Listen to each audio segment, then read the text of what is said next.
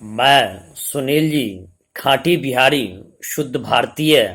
आप भारत के तमाम छात्रगण जो कि सामान्य प्रतियोगी परीक्षा में संलग्न हैं, सरकारी नौकरी प्राप्त करने के लिए, गवर्नमेंट जॉब प्राप्त करने के लिए, आज आपके बारे में कैबिनेट ने एक अत्यंत ही महत्वपूर्ण फैसला लिया है कि अब जितने भी केंद्रीय सेवा हैं, उनके नॉन गजेटेड रैंक के तमाम प्रतियोगी परीक्षा अब एक ही सिंगल प्लेटफॉर्म पे ही आयोजित की जाएगी।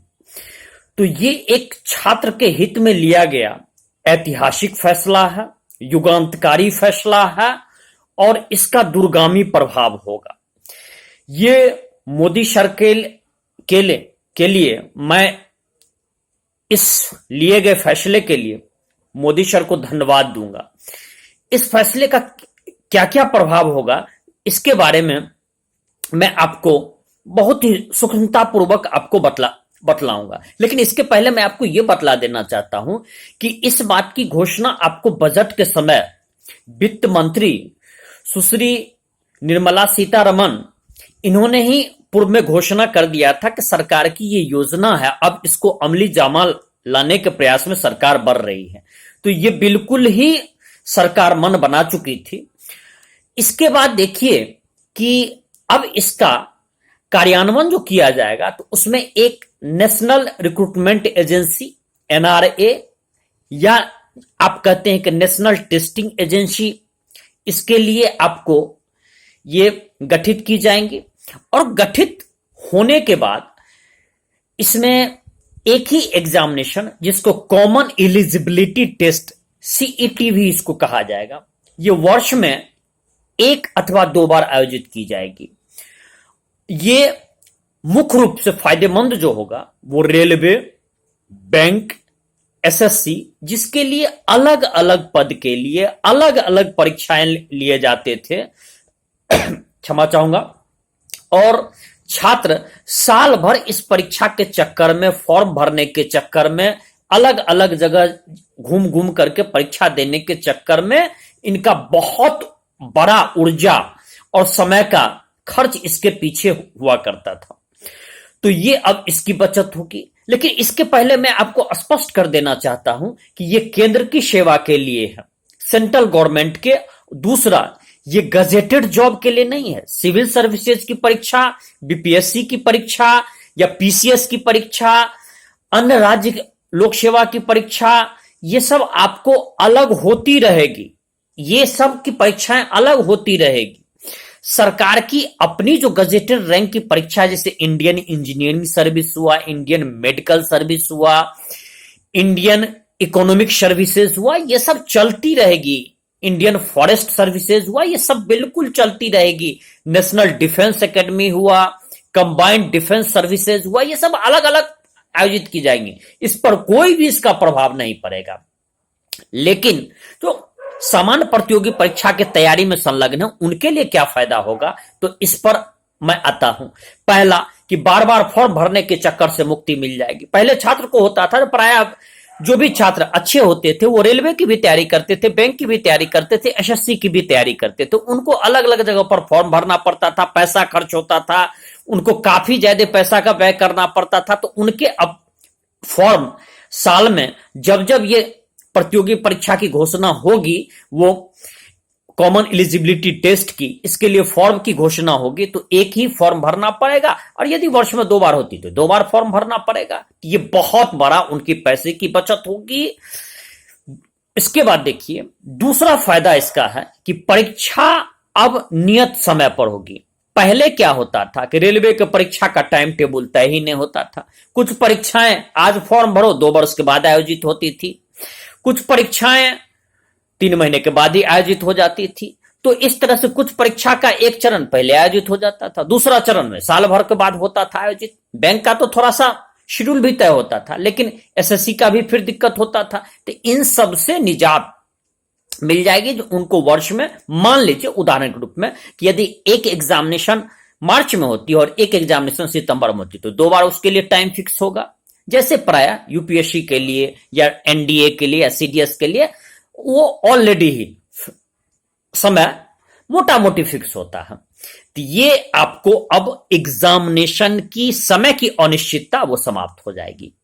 तीसरा फायदा ये होगा कि ट्रेन में जो पहले छात्र जानवर की तरह बैठ करके जाते थे, मैं तो ये देखता था जो बिहार, उत्तर प्रदेश, मध्य प्रदेश, यहां सबसे छात्र इस तरह से ट्रेन में डब्बे में जाते थे जैसे कि उनको बोरे की तरह ठूस दिया जाता था, लटक करके जाते थे, छत पर बैठ करके जाते थे, पायदान पकड़ करके जाते थे। ट्रेन इस तरह के दुर्घटनाएं भी हो जाती थी, कई बार छात्र घायल भी हो जाते थे। इसके बाद जिनका रिजर्वेशन होता था उनके साथ धक्का मुक्की हो जाती थी, कई तरह की घटनाएं होती थी, ट्रेन को रोक दिया जाता था, कई तरह की घटनाएं होती थी। तो इससे अब सरकार को मुक्ति मिल जाएगी और छात्र का यह बहुत बड़ा परेशानी दूर हो जाता। एक समय तो ऐसा होता था कि रेलवे का छात्र, मान लीजिए बिहार का छात्र चेन्नई जाता था तो उसको 2-2 दिन लग जाता था जाने में और 2 दिन आने में लग जाता था। इतना उसका समय और शरीर की हरारत होती थी, ऊर्जा का अपव्यय होता था। इससे मुक्ति हो जाएगी। अब उनको ट्रेन में जानवर की तरह बैठ करके जाने की जरूरत नहीं होगी, क्योंकि ये परीक्षा ऑनलाइन होगी और ये आप अपना चॉइस ऑफ सेंटर दे सकते हैं और नजदीक के ही सेंटर में जाकर के एग्जामिनेशन दे सकते थे। पहले क्या होता था कि लड़कियां रेलवे का एग्जामिनेशन ठीक से दे ही नहीं पाती थी, काफी दूर होता था। पहले एक समय ऐसा भी था जो पूर्व के समय में, आज से 10 वर्ष पहले, बैंक की भी एग्जामिनेशन दूरी में होती थी। तो वो अब ये सब चूंकि नजदीक होगी और ऑनलाइन टेस्ट सेंटर होंगे तो वहां पर बहुत आसान, छात्र के हित में ये अच्छा फैसला ये इस मामले में लाएगा। चौथा फायदा यह है कि छात्र के लिए अलग अलग सिलेबस की समस्या समाप्त हो जाएगी। इसमें कि जैसा कि सिलेबस अलग अलग होता था, बैंक में आपको रीजनिंग पर बहुत ज्यादा जोर देना होता था, कंप्यूटर दक्षता पर जोर होना या कंप्यूटर एप्टीट्यूड टेस्ट उसको कहते थे, इस पर आपको जोर देना होता था। किसी में आपको इंग्लिश पर ज्यादा जोर देना होता था। रेलवे में सामान्य अध्ययन पर बड़ी जबरदस्त पकड़ आपको रखनी होती थी।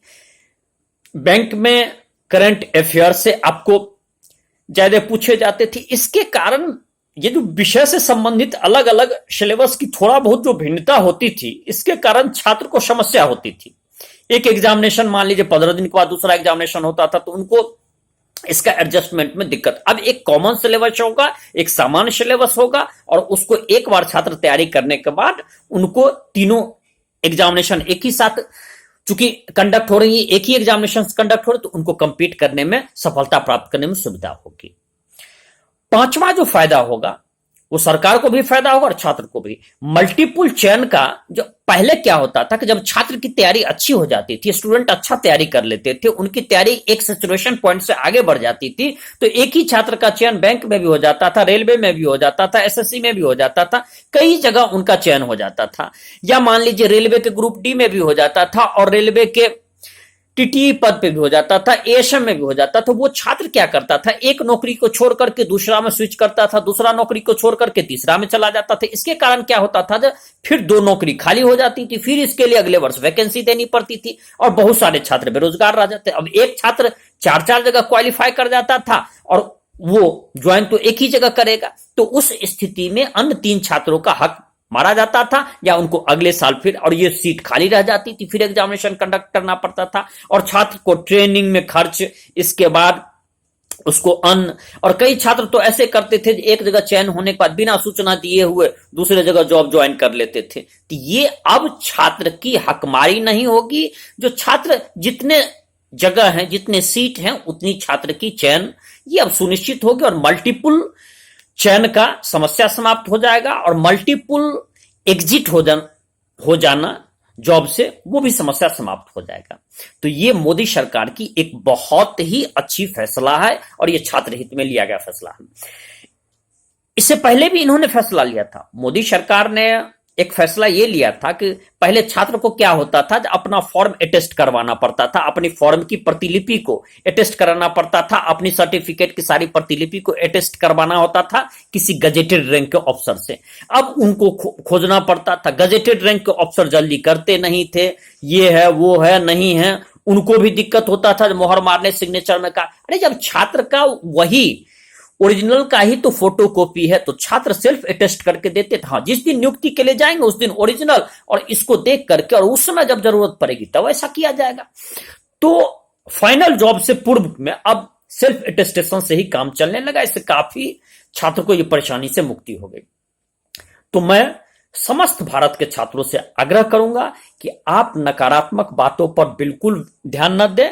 और एक बात अभी थोड़ा चल रही है ये बाहर में कि वैकेंसी अब बहुत कम हो जाएंगे, वैकेंसी नहीं के बराबर आवेंगे, रेलवे को प्राइवेटाइज बिल्कुल किया जा रहा है, रेलवे को निजीकरण किया जा रहा है।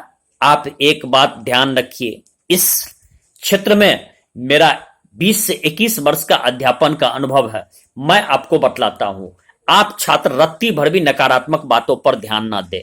ये कोरोना का संकट काल है, हो सकता है वैकेंसी कुछ कम हो, कुछ दिनों के लिए बहुत कम हो जाए, लेकिन आप रत्ती भर भी प्रभावित ना हो।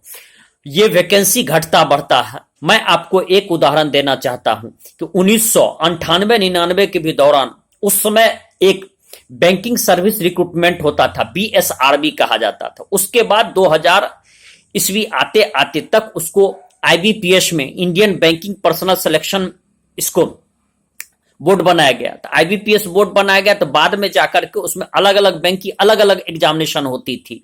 फिर बाद में उसको और 98-99-2000 तक लगभग बैंक की वैकेंसी नहीं के बराबर निकली। लेकिन अचानक 2006, 7 और 8 से जो वैकेंसी बैंक के निकलने लगी, काफी सारे छात्र फिर बैंक में एम्प्लॉयड हो गए। तो वैकेंसी घटता बढ़ता रहता है। कभी जरूरत पड़ी सरकार को तो अचानक बहुत ज्यादा वैकेंसी ले लेती है। 2004 में एक ही बार ग्रुप डी की वैकेंसी 20,000 के लगभग निकली थी।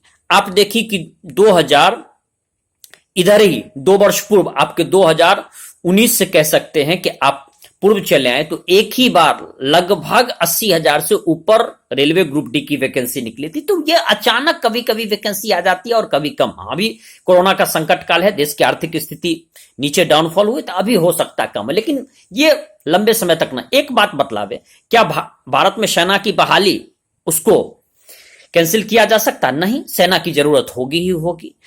सुरक्षा के जितने भी महत्वपूर्ण जगह हैं, क्या वहां की वैकेंसी उसको खत्म किया जा सकता है? नहीं, बिल्कुल नहीं, वो होगी ही होगी।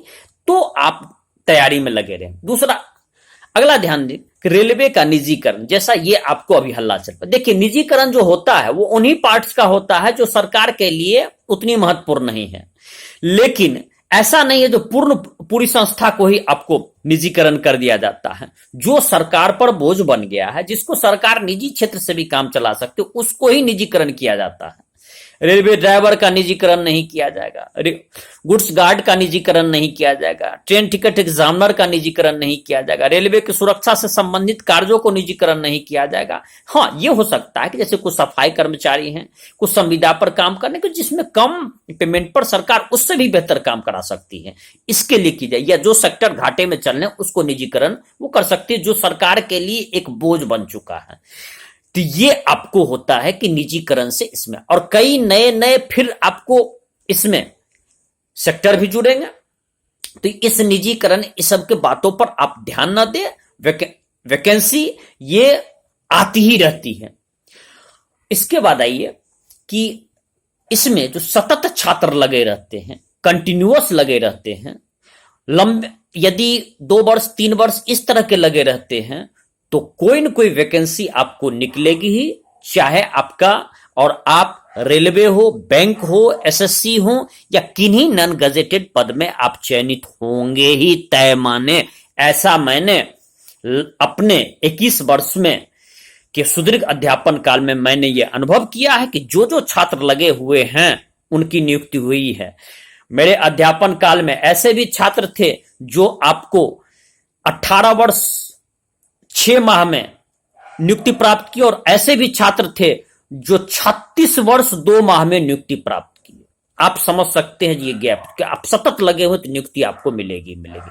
इसी के साथ मैं यही आप सभी छात्रों से, संपूर्ण भारत के छात्रों से आग्रह करूंगा कि जो भी समान प्रतियोगी परीक्षा में संलग्न है, पूरी निष्ठा, पूरी लगन, पूरी ईमानदारी, पूरी तत्परता, चाहे कोरोना है फिर समाप्त होगा, आपकी वैकेंसी फिर आएगी, और आपके लिए ये बहुत ही महत्वपूर्ण ऐतिहासिक फैसला आपके हित में हुआ है, और ये आपके जीवन की बदलने वाली फैसला होगा। इसके लिए परम आदरणीय प्रधानमंत्री मोदी सर को बहुत बहुत धन्यवाद, पूरे छात्र समुदाय की तरफ से और मेरे तरफ से भी। इसके साथ मैं सुनील जी खाटी बिहारी अब आपसे विदा ले रहा हूं और आपसे आग्रह करूंगा कि ये आप सुनील जी खाटी बिहारी यूट्यूब चैनल को सब्सक्राइब करें, यदि अब तक आपने सब्सक्राइब ना किया है, लाइक करें, कमेंट करें, शेयर करें। जय बिहार, जय भारत।